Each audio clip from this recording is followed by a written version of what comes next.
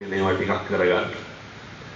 මේ කර්මයේ ප්‍රබල වෙන්න ඕනේ අපේ අකුසල් මැඩලකන කුසල් සම්පත් ඉස්මතු වෙන්න. අද ඉඳන් අධිෂ්ඨාන කරගන්න. අද ඉඳන් ප්‍රාර්ථනා කරන්න. මිම්මන තහවුරුනේ කවදාවත් කිසි කෙනෙකුට නම් වෛර කරන්නේ නැහැ. වෙනතුනේ මේවා මේ අධිෂ්ඨාන කරලා කරන්න ඕනේ. මට ඉරහඳාගේ විශ්වාසයි. මම මෙව කිව්වට ඔයත් හැදෙන්නේ නැහැ. යනකොට සෙරප්පු දෙක නැතිලා තියෙන්න ඕන. ආයිත් ඉවර නේ අමුතිත් කොහොමද වෙන්න පටන් ගන්න.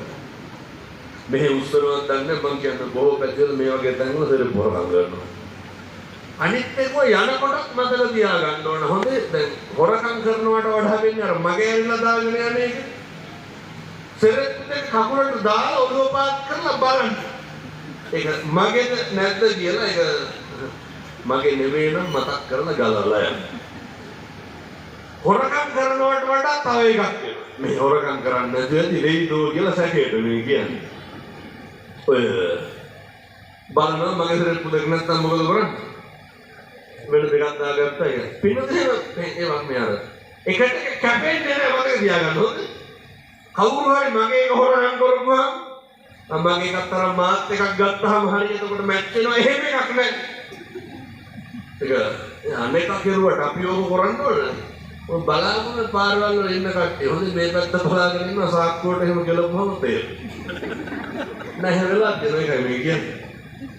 බණහන්ට ආවනේ කියලා පිට්ටෝ එකක් ගහනවා. ඒ හින්දා හොඳට මතක තියාගන්න.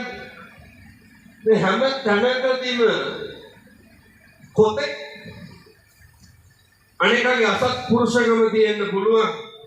අනේකගේ හොරහිත තියෙන්න පුළුවන්. අනේකගේ මොන අරදි මොන අඩුපාඩු කොහොම තිබ්බත් අපිට මොකක්ද දෙන්න ඕන?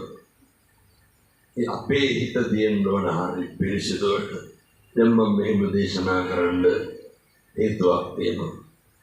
අපේ හිත අපිරිසිදු වෙන්නේ නැහැ. අපේ හිත කලබල වෙන්නේ නැහැ.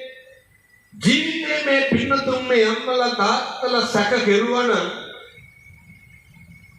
සම්බුද්ධ ශාසනයේ තියෙන ප්‍රබල කාරණයක් තමයි පින්නතුන් සැකය කියලා කියන්නේ. ඇත්තටම සැක කෙරුවනම් සැක කෙරුවේ කවදාහරි අපිවද අනුවද? ඔයත් කවදාවත් ඔයත්ම සැක කරලා තියෙනවා. කාවද සැක කරන්නේ? වෙන කෙනෙක් නෙමෙයි. මොකටද වෙන කෙනෙක් සැක කරලා අපි ගොලප්පු වෙන්නේ? මේ වෙන කවුරුවත් සැක කරන විදිහට වැඩ කරන්නේ අපි ඒක ගැන හිතලා කවුද කනගාටු වෙන්නේ? අපි. කවුද කලබල වෙන්නේ? අපි. මතකද අර ගම්පොළ කෙල්ලගේ බෙල්ල කපලා මරුවා ඊපෙරේ.